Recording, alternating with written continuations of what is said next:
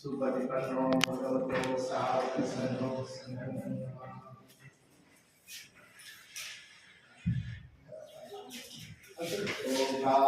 भासवतामिदन्ते भारतये वयं कथं सर्वम् अपराधं क्षमतुमे वन्दे तुतीयं लोकास वन्दामि वन्दे तृतीयं लोकास वन्दामि वन्दे द्वारतयेन मयं कथं सर्वम् अपराधं क्षमतुमे वन्दे लोकास वन्दामि वन्दे ईशरणेन सह पञ्चशीलं धम्मं याचामि अनुगं गत्वा शीलं तेजने वन्दे द्वितीयंपि लोकास वन्दामि वन्दे ईशरणेन सह पञ्चशीलं धम्मं याचामि अनुगं गत्वा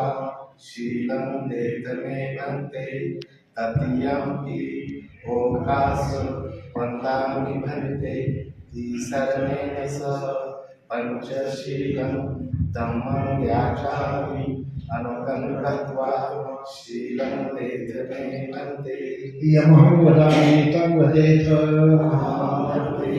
अहं सम्मा सम्बुद्धो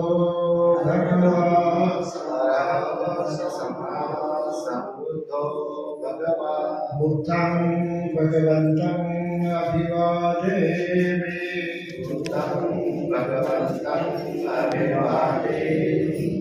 स्वाक्षातो भगवता धम्मो धम्मं नमस्सामि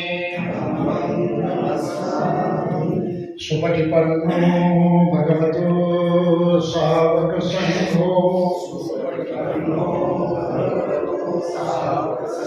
संघं नमामि नमो तस्स भगवतो अरहतो सम्मा सम्बुद्धस्स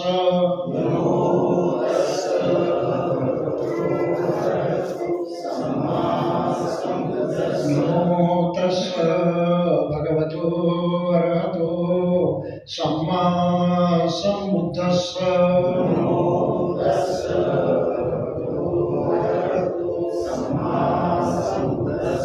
नमो तस्स भगवतो अरहतो सम्मा सम्बुद्धस्स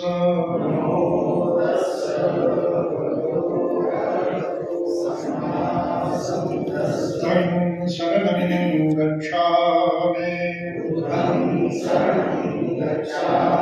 धम्मं शरणं गच्छामि संघं शरणं गच्छामि द्वितीयंपि बुद्धं शरणं गच्छामि द्वितीयंपि धम्मं शरणं गच्छामि द्वितीयंपि संघं शरणं गच्छामि तृतीयंपि बुद्धं शरणं गच्छामि तृतीयंपि धम्मं शरणं गच्छामि तृतीयंपि संघं शरणं गच्छामि शरणगमनं निष्ठितं महातिपाता वेरमणि सिक्खापदं समादयामि अदिन्नादाना वेरमणि सिक्खापदं समादयामि कामेषु मिच्छाचारा वेरमणि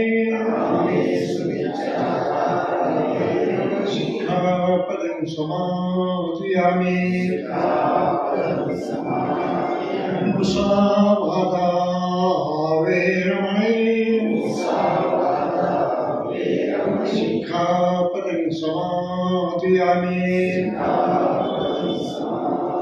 सुरामेरमक्षपमादठाना वेरमणि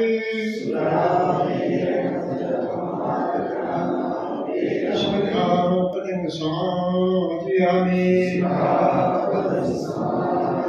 इमानि पञ्च सिक्खापदानि शीलेन सुगतिं यन्ते शीलेन भोगसम्पदा शीलेन निभृतिं यन्ते तस्मात् शीलं विशोधये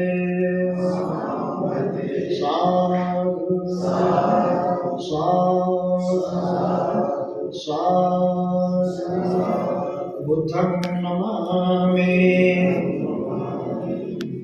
धम्मं नमामि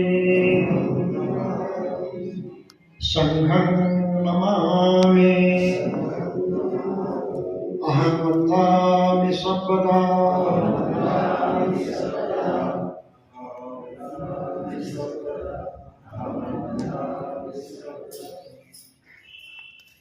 धम्मबंधू आणि भगिनींनो,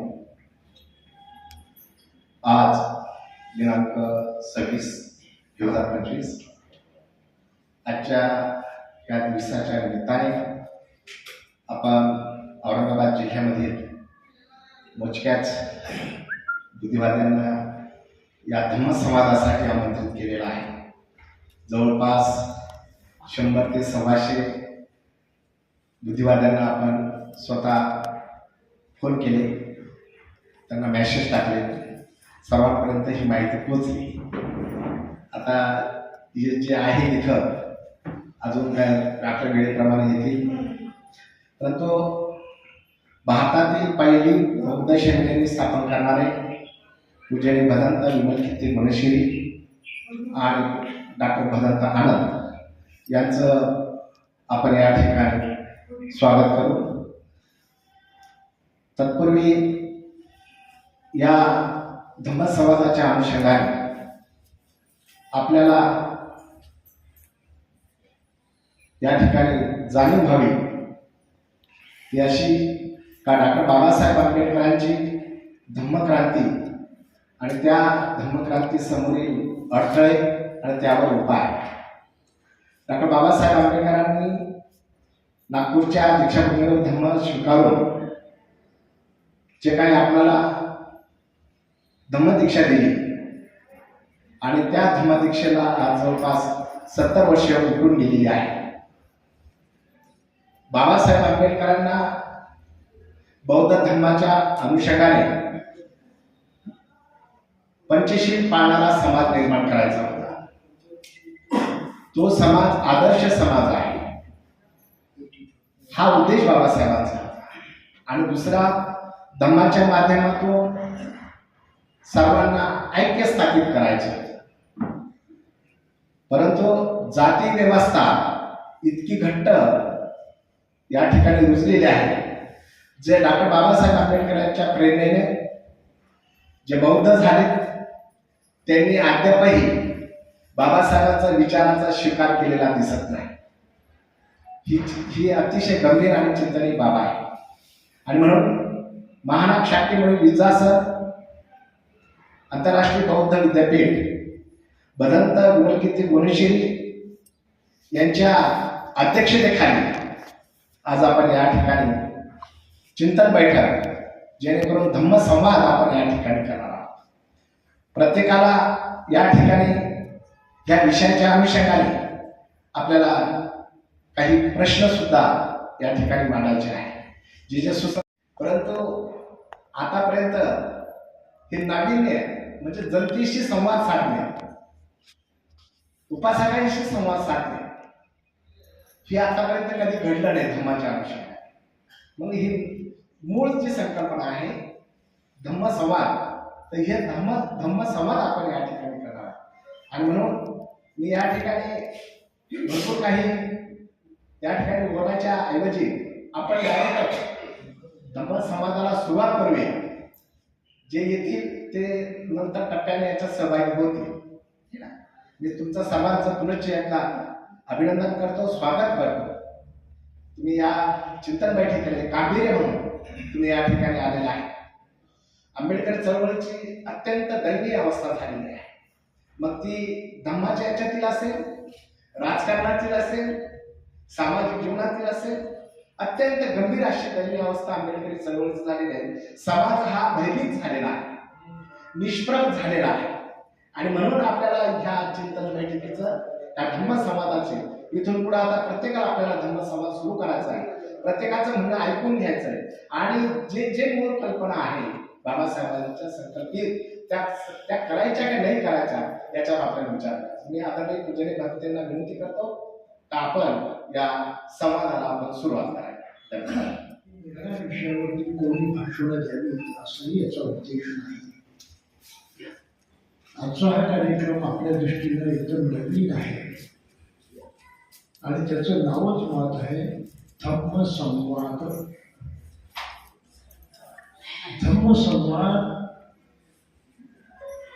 ही भिक्खू संघाची आचरण पद्धती आहे आणि ही आचरण पद्धती आम्ही आजपर्यंत लक्षात घेतलेली नाही. 68 वर्ष झाली धर्मांतर करून, पण संघाची जीवन पद्धती, संघाची कार्यपद्धती ही अजूनही आपल्या समाजामध्ये रुजलेली नाही. अनेकांना तर माहीतच नाही. तर संघाची सभा कशी असते त्याचं एक उदाहरण आहे. मुळात संघाबद्दल सुद्धा आपल्या समाजामध्ये प्रचंड गैरसमज आहे. अनेक लोक संघ म्हणजे फक्त भिक्खूंचा संघ समजतात आणि कार्यक्रमाच्या वेळेस घोषणा देताना कशा घोषणा दिल्या जातात? तथागत भगवान बुद्धांचा, बोधिसाहेब डॉक्टर बाबासाहेब आंबेडकरांचा आणि मग शेवटी काय भिक्खू संघाचा आहे ना. बरोबर, मी खरं बोलत असतो म्हणायचं बरोबर आहे, नाहीतर मला ताबडतोब रोकायचं आहे ना. म्हणजे संघ म्हणजे नुसता भिक्खूचा संघ इथे आम्ही त्याला बंदिस्त करून टाकला आणि संपूर्ण बुद्धाच्या संघाच्या शिकवणीची वाटावी. अति महत्वाचा मुद्दा आहे. बुद्धानं संघ मानला 4 प्रकारच्या लोकांचा. त्याला पाली भाषेमध्ये परिषद म्हणतात. आणि 4 प्रकारचे लोक कोणते? आम जनता नव्हे, आम जनता अजिबात नाही. ज्यांनी बुद्ध धम्म संघाचा आदर्श स्वीकारला आणि प्रतिज्ञापूर्वक त्याचं अनुसरण करण्याची जबाबदारी घेतली त्यांचाच फक्त संघ होतो. आणि ही जबाबदारी घेण्याच्याच प्रक्रियेला धम्मदीक्षा म्हटलं जातं. पुन्हा लक्षात घ्या, जबाबदारी घेणं, बुद्ध धम्म संघाचं अनुसरण करायचं, त्याप्रमाणेच वागायचं, अशी विचारपूर्वक जाणून बुजून मनानिशी जबाबदारी घेणं या क्रियेला धम्मदीक्षा म्हणतात. आणि अशी धम्मदीक्षा घेतल्याशिवाय कोणालाही बुद्ध धम्माचा अनुयायी समजलं जात नाही आणि तो होत नाही. दीक्षा घेतल्याशिवाय बौद्ध बनता येत नाही, हा मुद्दा आहे. आणि आपल्या समाजामध्ये आज सारेच लोक जन्माला बौद्ध झालेले आहेत. आम्ही सुद्धा जन्मालाच बौद्ध झालो होतो, पण हायस्कूलमध्ये असताना काय अक्कल सुचली काही माहीत नाही. तेव्हा एक वृक्ष आमच्या संपर्कात आले, फार चांगले वृक्ष होते. त्यांचं नाव श्रीधर होतं. उत्तर भारतातले होते, पण महाराष्ट्रामध्ये त्यांनी आपलं आयुष्य घालवलं. आणि आम्ही कार्यक्रमाला जायचो, प्रवचन ऐकायचो. एका कार्यक्रमात त्यांना विचारलं, भतीजी माँ बाप तो हमारे बुद्धिस्ट है, तो हम भी क्या बुद्धिस्ट है? ते हिंदी बोलत होते, मराठी येत नव्हतं त्यांना. त्यांनी माझ्याकडे बघितलं निरखून, आप आपने बहुत अच्छा सवाल पूछा है। अरे मैं तो शंका प्रदर्शित नहीं होता सर, बोले वो कैसे? अरे बगैर दीक्षा लिए कोई बौद्ध नहीं होता। और हालांकि महाराष्ट्र में ज्यादा से ज्यादा लोग जन्म से बौद्ध कहते हैं। तुम ऐसे स्टूडेंट निकले पहले कि तुमने ये सवाल पूछा, और ये बहुत ही अच्छी बात है। तुम्हें दीक्षा लेनी चाहिए, तब तुम स्वयं को सही ढंग से बौद्ध कह सकते हो। केवळ माँ बाप बौद्ध है इसलिए तुम बौद्ध नाही हो।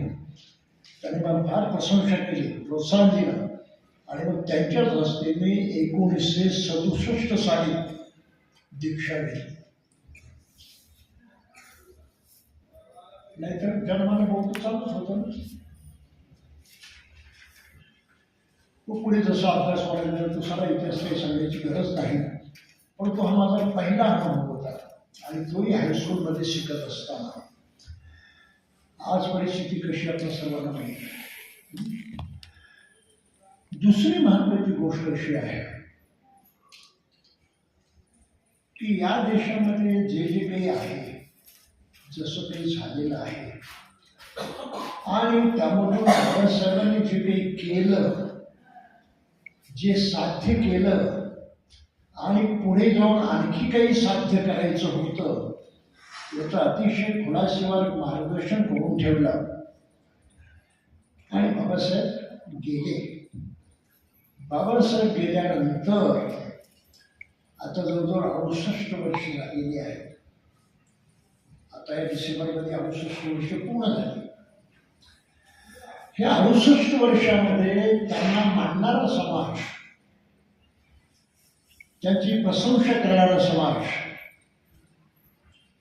कुठे आहे हा महत्त्वाचा प्रश्न. आणि स्वतःला आंबेडकरी म्हणणाऱ्या प्रत्येक माणसानं याचा विचार केलाच पाहिजे, अशी परिस्थिती आज निर्माण झालेली आहे. म्हणून आपल्या धर्मसंवादामध्ये संघ विचार करतो, आणि त्या संघामध्ये मगाशी म्हटल्याप्रमाणे 4 प्रकारचे लोक असतात. भिक्षू, जो प्रवचन घेऊन बुद्ध धर्म संघाचे अनुसरण करतो. भिक्षुणी, प्रवचन घेऊन म्हणजे घरदार सोडून बुद्ध धर्म संघाचे अनुसरण करतो. उपासक, घरदार सोडत नाही पण घरात राहून बुद्ध धर्म संघाचे अनुसरण करतो. उपासिका, घरात राहून बुद्ध धर्म संघाचे अनुसरण करते. म्हणून या 4 प्रकारच्या लोकांचा मिळून होतो तो संघ. काही लक्षात आलं? ह्या 4 प्रकारच्या लोकांचा मिळून होतो त्याला संघ म्हणतात. आणि म्हणून संघामध्ये 4 परिषदा आहेत असं म्हटलं जातं. भिक्खूंचं संघटन एक परिषद आहे, भिक्खुणीचं संघटन एक परिषद आहे, उपासकांचं संघटन परिषद आहे, उपासकांचं संघटन परिषद आहे. पण वेगवेगळे नाही, ते 4 प्रकारचे लोक एकत्रित आहेत, त्यांना मिळून संघ म्हटला जातो. आजही संघाची व्याख्या बौद्धांना मानवलेली नाही, कळलेली नाही. अनेकदा उपासकांना कमी मानलं जातं आणि भिक्षूंना श्रेष्ठ मानलं जातं. यापेक्षा विलक्षण अशा गोष्टी घडतात, त्याने काही बोलत नाही, पण हे खरं आहे की खोटं आहे? जोपर्यंत प्राप्ती होत नाही, आणि बुद्ध धर्मात 4 प्रकारच्या प्राप्ती मानलेल्या आहेत आणि त्याच्या 8 अवस्था मानलेल्या आहेत. म्हणून संघामध्ये म्हणतात 8 पुरुष पुद्गला. 8 प्रकारच्या पुरुषांच्या 4 जोडी असणारा संघ आहे. म्हणजे जो श्रोतापन्न होतो त्या अवस्थेला पोचतो, पण नुसती अवस्था प्राप्त करून थांबत नाही, तर त्यामध्ये रममान होतो, स्थिर होतो, पक्का होतो. म्हणून श्रोतापन्न अवस्थेत जाणारा आणि त्यामध्ये रममान होणारा, अशी एक जोडी पहिल्या अवस्थेची प्राप्ती केलेली. दुसऱ्या अवस्थेची तशीच प्राप्ती केलेली, ज्याला सगदागामी म्हणतात. तिसऱ्या अवस्थेची प्राप्ती केली, त्याला अनागामी म्हणतात. आणि चौथी अवस्था अहंपदाची. आणि ह्या 4ही अवस्था भिक्खूंना जशा साध्य करता येतात, त्याप्रमाणे उपासक उपासिकांनाही साध्य करता येतात. ही कृपया लक्षात घ्या. आणि ज्यांनी ही अवस्था प्राप्त केली, तो भिक्षू, ती भिक्षुणी, तो उपासक, ते उपासिका, यांना श्रावक संघ म्हणतात. श्रावकांचा संघ. श्रावक म्हणजे ज्यांना ऐकलं पण कानानं ऐकलं असं नाही, करून प्रत्यक्षात साध्य केलं, तो श्रावक. त्यासाठी बुद्धाच्या धर्माचं खरं स्वरूप काय आहे? सावक संघो सुपटिपन्नो भगवतो सावक संघो उदिपटिपन्नो भगवतो सावक संघो न्यायपटिपन्नो भगवतो सावक संघो. ज्या संघाला आम्ही अनुसरतो, ज्याला आपण शरण जातो असं म्हणतो, तो कोणता संघ आहे? भगवंताच्या श्रावकांचा संघ आहे. आजच्या श्रावकामध्ये भिक्खू, भिक्खुणी, उपासक, उपासिका चारही येतात. आणि ज्या भिक्षू भिक्षूंना ती अवस्था प्राप्त झाली त्यांना सर्वसामान्य म्हटलं जातं. पुथुजन, सामान्य जन. पिवळी वस्त्र घातली असली तरी तो सामान्यच असतो जोपर्यंत त्याला अवस्था प्राप्त होत नाही. काही लक्षात आलं? पांढरी वस्त्र घातलेली असेल, त्याला अवस्था प्राप्त झालेली असेल तर त्या भिक्खू भिक्खुनीपेक्षा श्रेष्ठ असतो. हे संघाचं मुख्य क्रम आहे. आणि अशा संघाची निर्मिती भारतामध्ये व्हावी बघा सगळ्यांची अपेक्षा. साधी गोष्ट नाही. तर संघाबद्दल हे सगळे समज आहे. आता बाकीचं आपल्याला हा धम्मसंवाद म्हणून अशा आपल्या स्वतःच्या जीवनाशी निगडीत असणाऱ्या, समाजाच्या जीवनाशी निगडीत असणाऱ्या, लोककल्याणाशी निगडीत असणाऱ्या अशा महत्त्वपूर्ण गोष्टींच्यावरती विचार विमर्श करायचा, त्या प्रश्नाच्या खोलीत जायचं, त्याच्यावरती उपाय काय करता येईल लक्षात घ्यायचं. हा जो संवाद संघामध्ये होतो या पद्धतीचा, त्याला धम्मसंवाद म्हणतात. आणि बुद्धाने भिक्खूंना खास करून सांगितलेलं आहे की भिक्षूंनो, तुम्ही आपापसात जेव्हा काही बोलत असाल फक्त धम्मसंवाद करा, इतर गोष्टीवरती चर्चा करू नका. राजे राजवाडे काय करतात तुम्हाला काही घेणं देणं नाही, बाकीचा समाज काय करतो तुम्हाला काही घेणं देणं नाही. जगामध्ये काय चाललंय उलाढाली, त्या उलाढालीशी तुमचं काळीचंही कर्तव्य नाही, त्यापासून तुम्ही पूर्णपणे दूर राहा. आणि तुम्ही आपण फक्त धम्माबद्दल बोला, धम्मसंवाद करा. आणि धर्मसंवादाचा अर्थ आहे सर्वांच्या कल्याणाचं जे कार्य आहे त्याबद्दल चर्चा करा. काही मुद्दा लक्षात आला? धम्मसंवाद म्हणजे सर्वांच्या कल्याणाचं कार्य आणि कल्याण करणारी, सर्व कल्याण करणारी शिकवण ही बुद्धाची शिकवण आहे, त्याला धम्म म्हणतात. म्हणून धम्मसंवाद हा सर्वांच्या कल्याणकारक कार्याचा संवाद असतो आणि त्या पातळीवरती आपल्याला चर्चा करायची असते. काही लक्षात आलं? त्याला फाटी फोडून नाही ते बोलायचं नाही. म्हणून पुन्हा सांगितलं बुद्धानं की बोलायचं असेल कोणाशी बोला, धम्मच बोला, नाही तर गप्प राहा.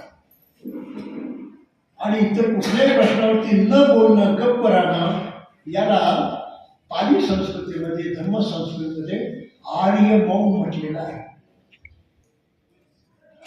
लक्षात तुम्ही काय म्हणतो? आर्य मौन. केवळ बोलायचं नाही त्याला मौन नाही म्हणत. मुख्य मुद्दा लक्षात घ्या. केवळ बोलायचं नाही, गप्प राहायचं त्याला मौन नाही म्हणत. ते मौन आहे व्यावहारिकदृष्ट्या, पण खरं मौन कोणतं की मनानं सुद्धा तुम्ही त्यामध्ये अडकायचं नाही, वाहवत जायचं नाही, भरकटत जायचं नाही. नाही लक्षात आलं? तुमचं ध्येय, तुमचा विचार निश्चित असला पाहिजे, त्यापासून इकडे तिकडे ढाळायचं नाही. बोलत असलात तरी लक्ष तिथेच, बोलत असलात तरी लक्ष तिथेच, त्याला म्हणतात आर्य मौन. लक्षात आलं? असे अनेक महत्वाचे उपदेश बुद्धाचे आहेत जे आपल्या समाजाला अजूनही नीट कळत नाही आणि त्यामुळं बौद्ध समाज पुढे गेलेला नाही. आज आपल्याला चर्चा करायची त्याबद्दल. आणि चर्चा करताना 2-3 गोष्टी लक्षात ठेवायच्या. कुठल्याही मुद्द्याचं स्पष्टीकरण करत बसायचं नाही. स्पष्टीकरण आपण कशासाठी करतो? इतरांना कळावं म्हणून. आपण इथे सारे जाणकार माणसं आहेत. ही काही ओपन आम सभा नाही. इथे मुद्दाम निमंत्रित केलेली माणसं आहेत, बुद्धिमान माणसं आहेत, विचारी माणसं आहेत, कार्याशी संबंधित माणसं आहेत, काही ना काही तळमळ त्यांच्या मनामध्ये अशी माणसं आहेत. त्यामुळं इथे आपल्याला कोणाला समजावून सांगण्यासाठी स्पष्टीकरण करण्याची गरज नाही. बरोबर आहे? फक्त मुद्दा मांडायचा. हो आहे हो, नाही नाही. तर त्याचं जे काही मर्म सांगतात तेवढं सांगायचं. अशा प्रकारे सर्वांनी चर्चा करायची. दुसरी गोष्ट आहे त्या मुद्द्याला बगल द्यायची नाही, फाटा फोडायचा नाही. कारण व्यवहारामध्ये फाटे फोडण्याचं काम मोठं जोरदार असतं आणि एकदा फाटा फुटला की तो कुठे वाहवत जाईल त्याचा पत्ता नाही. सारं ओरिजिनल राहते बाजूला आणि कुठे जाऊन पोचतात आणि मग होतं काय, तुझं माझं, तू मी आणि सारं विफल जातं. म्हणून फाटा फोडायचा नाही. नंबर 3, जो मुद्दा बरोबर आहे त्याला बरोबरच म्हणायचं आपल्या पटलं असेल तर. जो मुद्दा बरोबर नसेल मग तो सांगायचा की या कारणामुळं, या विशिष्ट प्रकरणामुळं किंवा अर्थामुळं मला हा मुद्दा मांडला नाही. आणि मग त्याच्यावरती परत आपण चर्चा करायची. काही लक्षात आलं? आणि चौथा आणि शेवटचा महत्वाचा भाग की सर्व माझी चर्चा आहे ती मैत्रीच्या भावनेनं करायची. आणि त्यासाठी सूत्र आहे पाली भाषेमध्ये. एकोप्याची दृष्टी ठेवून विचार करायचा, भेदाभेद होईल असं वागायचं नाही, असं बोलायचं नाही. माझंच खरं ते तुम्ही ऐकलं पाहिजे, नसेल ऐकलं तर मी चाललो, ही भाषा करायची नाही. ही पूर्वीच्या जमान्यातली भाषा आहे. मला आठवते महारवाड्यामध्ये राहत असताना, मी पूर्वी महाराज होतो ना, जन्मला महाराज होतो. तर महारवाड्यातली भाषा मला माहीत आहे. तिथे चावडीमध्ये मीटिंग झाली की लोक कसे वागायचे ते आठवतो. जरा काढण्याचं होतं तेव्हा समजत होतं. एखादा मी सांगतो ते खरं, तुम्हाला काय कळतं? मला जे कळतं ते तुम्हाला कळत नाही. म्हणून माझ्याशी वाद घालायचा नाही, मी म्हणतो ते ऐकायचं. आता कधी कधी एखादी महिला उठायची, अरे बाबा असं नाही म्हणून चालत, तर ऐकून घे दुसरं. कशाला तुम्ही दुसरं? अरे शेवटी माणसाला दुसऱ्याच्या खांद्यावरून जावं लागतं, नाही कळलं? दुसऱ्याच्या खांद्यावरून जावं लागतं. तेवढं तरी लक्षात ठेव. तसं याची भाषा काय, मी कोणाच्या खांद्यावरून जाणार नाही. अरे मग करशील काय? म्युन्सिपालिटी करायचं, पण ऐकणार नाही. आणि मी अशी माणसं बघितली आहेत. मला प्राध्यापक होण्याची फार इच्छा होती आणि तसं मेडिटेट होतं. मी डबल MA वगैरे झालो, LLB झालो. परंतु त्या काळामध्ये जेवढे प्राध्यापक बघितले पुणे शहरामध्ये, अतिशय अहंकारी होते. आय एम सॉरी टू से, सारे तसे असं नाही, पण मला काय कोणाच भेटले ते सारे इतके अहंकारी की विचारत असतो. मी तेव्हा कानाला खाडा लावला की आयुष्यात या मार्गाला जायचं नाही,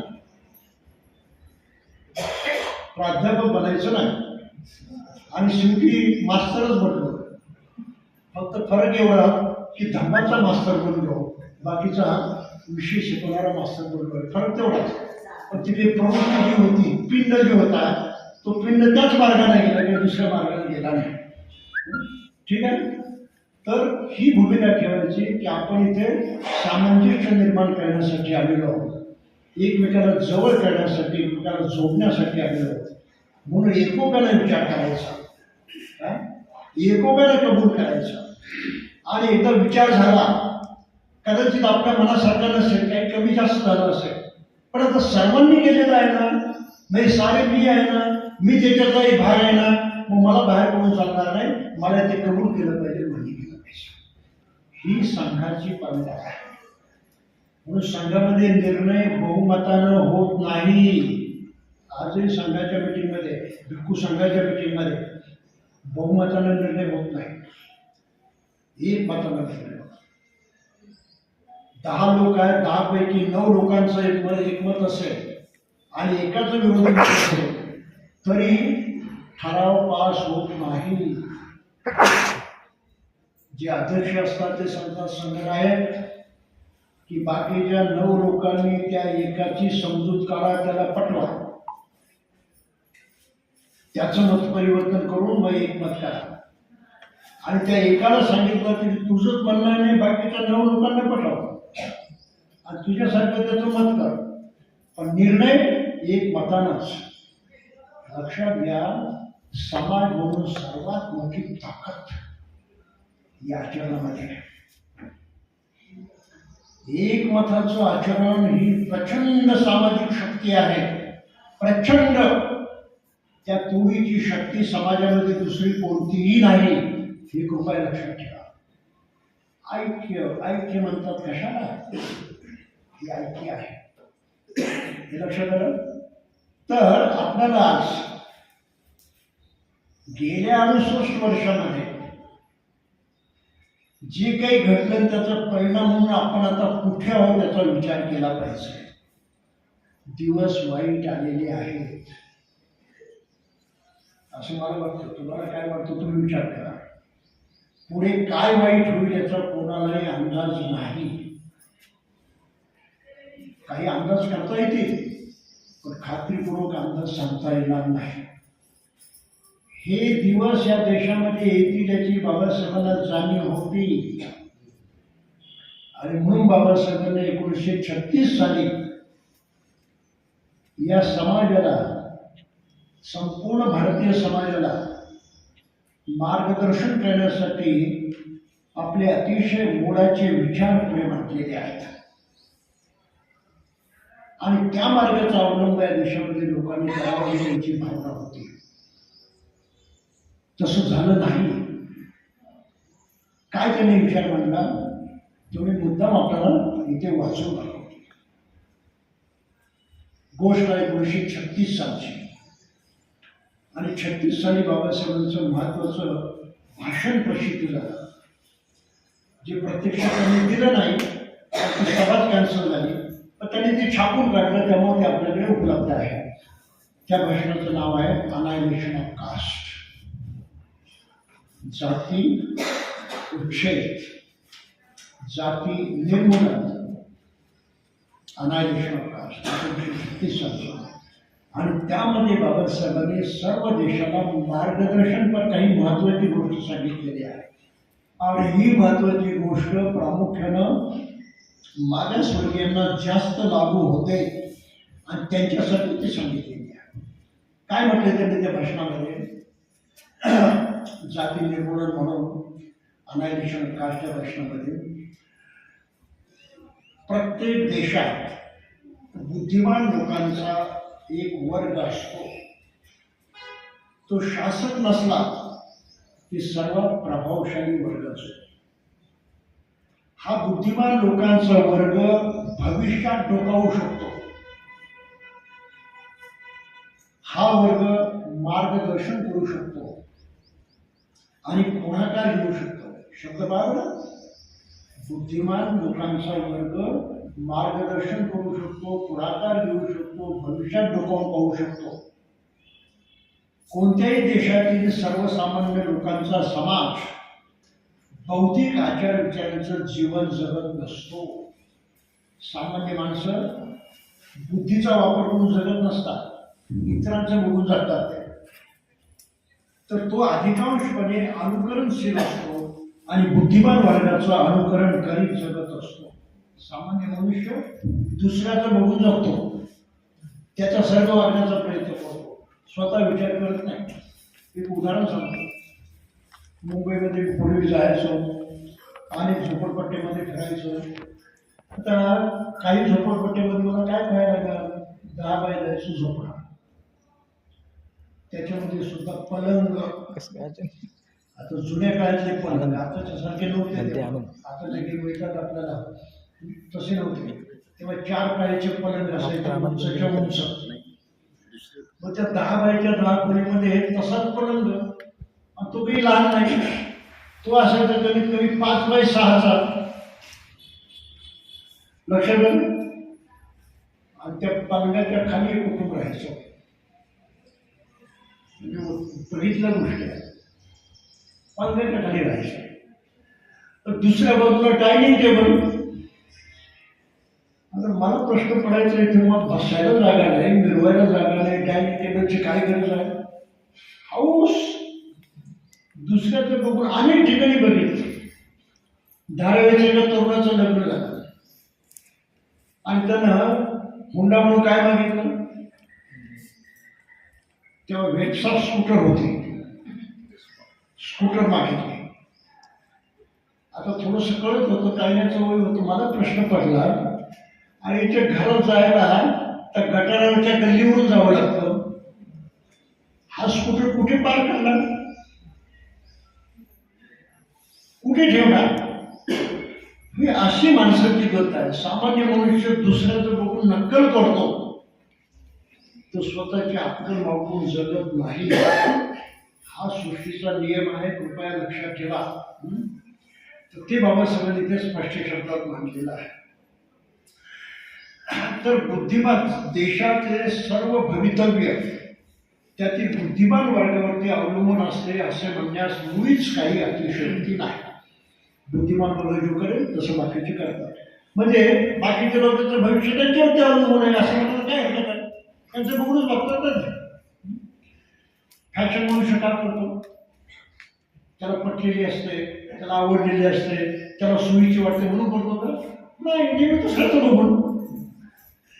आता महिलांच्या बद्दल थोडंसं बोललं तर राग म्हणू नका. नक्की 10-15 दुकानं फिरून साडी खरेदी केली जाते, एका दुकानात तर होत नाही, बरोबर? आणि पसंतीचे एकदम मनपसंत. तर दुसऱ्या दिवशी मजकूर कार्यक्रमात गेलं की नक्की दुसरीची साडी चांगली वाटते. खरं आहे, हा माणसाचा स्वभाव आहे दुसऱ्याचं बघून वागायचं. आता स्वतः पसंत केली, स्वतःला इतकं आवडलं आहे, एवढी दुकानं फिरलं, एवढे कष्ट केले, सारे वाया गेले एका क्षणात. हे महिलांच्या बाबतीत असं होत नाही, पुरुषांच्या बाबतीमध्ये तसंच. कोणी कपडे शिवले, शर्ट शिवला, हे शिवला, कार्यक्रमात दुसऱ्याचं बघितलं त्याला वाटतं अरे आपला काही शर्ट बरोबर नाही, आपले काही काय बरोबर नाही. माणसाचा स्वभाव आहे. म्हणून सामान्य मनुष्य दुसऱ्याचं बघून जगत असतो. पुढे काय म्हणतात बाबासाहेब, जर तो बुद्धिमान वर्ग प्रामाणिक, स्वतंत्र आणि निस्वार्थी असेल तर जेव्हा संकटमय परिस्थिती निर्माण होते तेव्हा तो पुढाकार घेऊन योग्य ते नेतृत्व करेल असा त्याबद्दल विश्वास बाळगला जाऊ शकतो. काय म्हटले बाबासाहेबांनी? बुद्धिमान वर्ग विश्वासात पात्र होऊ शकतो संकटाच्या समयी. आणि आता किती भयंकर संकट आले ते पहा. हिंदू राष्ट्र निर्माण होण्याची मनस्थिती पुन्हा अस्तित्वात येण्याचं संकट आलेलं आहे, हे तर बरोबर आहे. मग या संकटामध्ये समाजाचं नेतृत्व कोणी करायचं, त्यांना मार्गदर्शन कोणी करायचं, त्या संकटामध्ये त्यांच्यासाठी कोणी धावून जायचं? बाबासाहेबांनी काय म्हटलं? बुद्धिमान वर्गानं. लक्षात घ्या बरोबर ना. आणि मग आपण पुढे बघू की आजचा बुद्धिमान वर्ग काय करतो ते. ठीक आहे, चर्चेचा आपला विषय आहे. हे खरे आहे की केवळ बुद्धिमत्ता हा काही सद्गुण नसतो, त्याला सद्गुण म्हणत नाही. दान करणं सद्गुण आहे, शिलांचं पालन सद्गुण आहे, पण हुशारी सद्गुण मानला जातो का?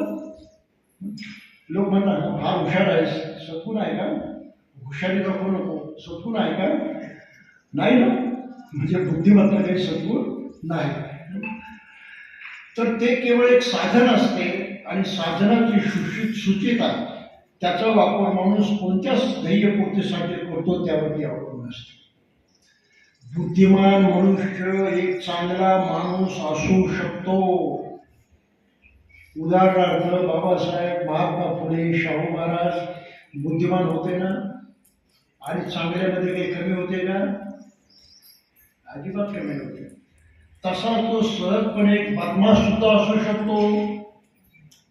गोळवळकर आहे, सावरकर आहे, टिळक आहे, आजचे आमचे प्राईम मिनिस्टर आहेत. आणखी जास्त सांगायला पाहिजे का? नाही ना. त्याचप्रमाणे बुद्धिमान वर्ग हा सेवा तत्पर आणि चुकीच्या मार्गाने जाणाऱ्या मानवतेच्या मुक्तीस धावून जाणाऱ्या विशाल हृदयी लोकांचा एक चमू असू शकतो, एक गट असू शकतो, एक ग्रुप असू शकतो, किंवा तसा तो एक लुच्च्या लोकांची टोळीही असू शकतो. स्कॅम करणारे एक एकटा करतो का? नाही. संपूर्ण टोळी आहे ना. भ्रष्टाचार करणारे एक एक करतो का? नाही ना. मग अशा नजरेनं आजच्या बुद्धिमान समाजाकडे बघितलं भारताच्या, तर काय दिसतं आपल्याला? लुच्चे, चोर, लफंगे, गुन्हेगार पार्लमेंटमध्ये जाऊन बसतात, कायदे कौशलात जाऊन बसतात, मोठमोठ्या हुद्द्याच्या पदावरती काम करतात. सारे बुद्धिमान लोक आहेत ना. लक्षात घ्या बरं, काय काय बाबासाहेबांनी लिहिलं आहे ते. किंवा अशा वर्गाला पोचणाऱ्या संकुचित लोकांच्या कंपूची वकिली करणाऱ्यांचा गट असू शकतो. त्याला आजच्या भाषेमध्ये भक्त म्हणतात. ते सुफियाची भाषा काय? ही जरा अवघड भाषा आहे. त्यांची वकिली करण्याचा कंपू. आजची आधुनिक भाषा एकदम एका शब्दामध्ये भक्त. बरोबर. बाबासाहेब म्हणतात, मी म्हणत नाही. तर म्हणून त्यांनी अपेक्षा काय बाळगली होती बाबासाहेबांनी?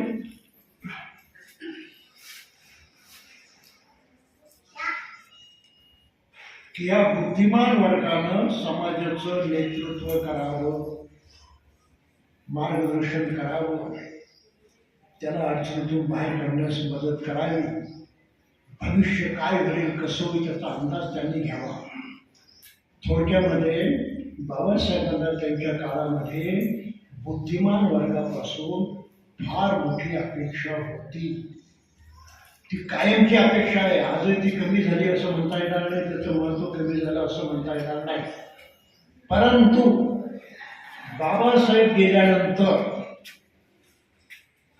त्यांना मानणारा त्या समाजातून निर्माण झालेला बुद्धिमान वर्ग कुठे आहे आज? त्याचा विचार करायला पाहिजे की नको? का सोडून द्यायचं कार्यावरती? बाबासाहेबांनी जी अपेक्षा बाळगली होती ती अपेक्षा पूर्ण करण्यामध्ये, त्याची दखल घेण्यामध्ये बुद्धिमान वर्ग कुठे आहे याचा विचार करायला पाहिजे की नको? तो विचार आपण या चर्चेमध्ये करणार आहोत. लक्षात आलं? आपल्या पुढची समस्या आहे, त्या समस्येवरती आपला विचार करायचा. म्हणून आज आपल्याला विचार करायचा आहे आजची परिस्थिती, त्याच्यावरती काय उपाय असेल तो, बाबासाहेबांनी काय सांगितलं असेल ते, आणि मग इमानी एकबारी त्याची अंमलबजावणी कशी करायची हा आपला शेवटचा मुद्दा असेल. ठीक आहे. तर ही इंटरॅक्शन असेल, चर्चा असेल. जास्त बोलायचं नाही, मुद्द्याचं बोलायचं आणि थांबायचं, आपली भूमिका स्पष्ट करायची. ठीक आहे. भाषण नाही करायचं. तुम्ही जर काळजी घ्यायची, तर वेळ कमी आहे ना आपल्याकडे. वेळ जर तयारी असेल उद्यापर्यंत नसण्याची आपण ते करू. थोडं काही जमायचं नाही, वेळ कमी आहे म्हणून थोडंसं रिस्ट्रिक्शन आपण पाळू. ठीक आहे. तर आजचा हा धम्म संवादाचा कार्यक्रम या पद्धतीचा आहे. आणि धम्म संवादातील पहिला महत्वाचा मुद्दा आहे बुद्धिमान वर्ग, त्याची भूमिका. आणि आज त्याची भासणारी गरज. तर ही गरज बुद्धिमान वर्गानं कशी भागवावी, की भागवायचीच नाही, तिकडे लक्ष द्यायचं नाही, याचा आपल्याला विचार केला पाहिजे. ठीक आहे. आणि मग या बाबतीत बाबासाहेबांनी काय मार्गदर्शन केलं ते आपण लक्षात घ्यायचं. मग आता पहिला मुद्दा चर्चेसाठी आपण जितके होतील तेवढे 4-5 प्रश्न लक्षात घेऊ. पहिला प्रश्न आपल्यासाठी पहिला सर्वांनी बोलायचं, त्यावरती आपलं मत मांडायचं किंवा हो किंवा नाही मांडायचं. आजची परिस्थिती चांगली आहे की धोक्याची आहे?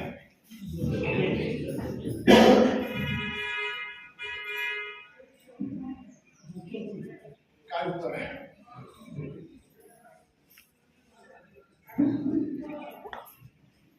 बोला कोणी बोलत. आज आपण ज्या परिस्थितीतून चाललो आहे, चांगली परिस्थिती आहे की धोक्याची आहे? नसेल चर्चा करायची, धोक्याची असं समजत असो आपण तर आपलं ठीकच आहे, सोपं काम आहे. नाही, चांगली आहे. What do you think? चांगली आहे? हा, जरा सांगा. तिथे हा, बरोबर.